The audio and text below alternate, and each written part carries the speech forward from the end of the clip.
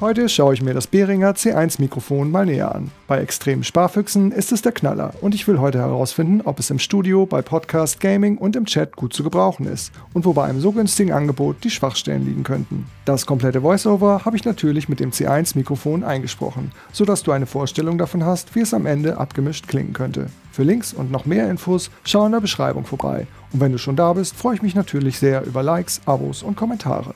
Vielleicht hast du schon Erfahrung mit dem Mic und kannst den anderen Zuschauern davon berichten oder hast eine Frage, die ich beantworten kann. In der Vergangenheit war Behringer oft als Billigmarke verschrien. Jedoch habe ich das Gefühl, dass sie damals so viel günstiges Equipment verkauft haben, dass sie das Geld in die Entwicklung für bessere Produkte stecken konnten. Denn nicht nur das C1 hat mich dieser Tage überrascht. Es handelt sich hier um ein Großmembran-Kondensatormikrofon in einem soliden Gehäuse und benötigt bei meiner Ausführung 48 Volt Phantomspeisung. Allerdings gibt es auch das C1U mit USB-Anschluss, sodass eine externe Soundkarte überflüssig wird. Und das C3, welches aber auch doppelt so teuer ist. Dafür bekommt man einen Schalter, um zwischen den Charakteristika Niere, Kugel und 8 zu wechseln, sowie eine zuschaltbare Tiefenabsenkung, um Rumpeln zu vermeiden. Das könnte sich durchaus lohnen. Geliefert bekommt man ein gut verarbeitetes Mikrofon in einem Case inklusive Halterung. Diese ist speziell für das C1 gedacht und aus Plastik gefertigt. Vom Material her eher so mittel, aber immerhin nicht zu billig und mit einer Schraube zum Nachziehen versehen, falls der Arm sich mal lockern sollte. Die Gewindeplatte ist löblicherweise aus Metall, sodass diese nicht so leicht kaputt gehen oder überdrehen kann. Das sollte man schon erwähnen. Das Mikrofon hat eine Nierencharakteristik und nimmt nur in Richtung des roten Punktes auf. Also aufgepasst, es gibt ein Vorne und ein Hinten. Das ist allerdings sehr praktisch, denn so werden externe Geräuschquellen beim Aufnehmen verstärkt ausgeblendet. Ob es Tastaturgeräusche aufnimmt und wie berührungsempfindlich es ist, werde ich aber jetzt im Soundcheck noch testen. Das hier ist das Setup, wie ich normalerweise bei Twitch am Start bin. Wenn du mal richtig Zeit verbrennen willst, such nach Bummelbach. Als erstes gibt es natürlich den Grabbeltest.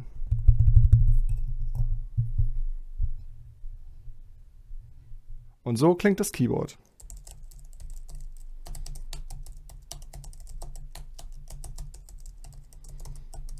Das ist meine normale Sprechdistanz. Wenn ich etwas näher rangehe, wird das Ganze noch etwas fetter. Das Mikrofon hat zwar nicht so viele Ressourcen, die man zurechtmixen kann, aber dafür hat es von vornherein gleich einen guten Sound, den man einfach so out of the box prima benutzen kann.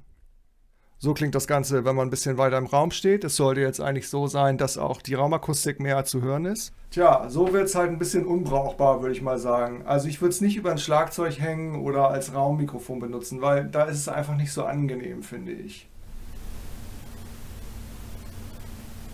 Hier nochmal zum Vergleich das Rode NT1A. Wenn man oben und unten ein bisschen mehr Ressourcen haben will, ist man damit gut aufgehoben. Man merkt sofort, der Klangcharakter ist unterschiedlich. Beide Sachen sind natürlich ohne EQ oder Mixing aufgenommen.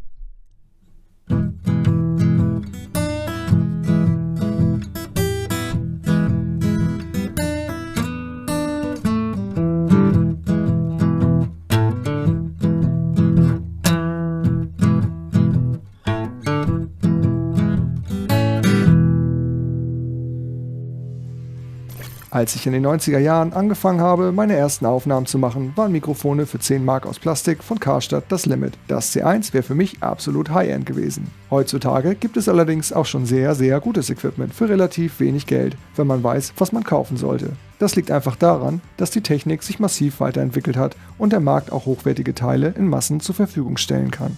Dennoch haben auch diese Produkte eben Schwachstellen, die zu solchen Dumpingpreisen zum einen zu erwarten, aber zum anderen auch verkraftbar sein können. Verkraftbar dann, wenn der Mangel entweder gering ausfällt oder schlichtweg ignorierbar ist. Eine solche Schwachstelle hat das C1 im Bereich Grundrauschen, was beim Verstärken zum Vorschein kommt. Man darf jedoch nicht vergessen, dass jedes Mikrofon ein solches hat. Und wenn du jetzt schon das ganze Video das Gefühl hattest, boah, das rauscht ja wie blöde, geht hier schon etwas nicht mehr mit rechten Dingen zu. Ergo, es ist wirklich zu vernachlässigen. Es sei denn, Madonna steht vor der Tür und will eben mal ein paar Spuren einträllern. Aber selbst das wäre damit machbar.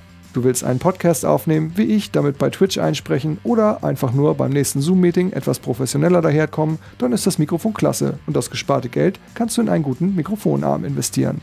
Ich predige hier wie üblich, dass es wichtiger ist, einen geeigneten Raum zum Aufnehmen zu haben, beim Einsprechen eine gute Mikrofondisziplin sowie ein halbwegs gescheites Mixing und schon hat man eine wirklich gut klingende Aufnahme. Eigentlich ein No-Brainer, denn der Sound ist voll, die Mitten komplett und die Höhen transparent und das alles für unter 40 €. Rechtfertigen die Einkünfte irgendwann ein besseres Equipment, hat man mit dem C1 dann immer noch ein ordentliches Backup im Schrank liegen. Das war's mit meiner Meinung zum Behringer C1 Mikrofon. Hast du noch Fragen? Immer rein in die Kommentare. Und hat dir das Video gefallen, freue ich mich über ein Like und ein Abo, damit du auch in Zukunft keinen neuen Upload mehr verpasst.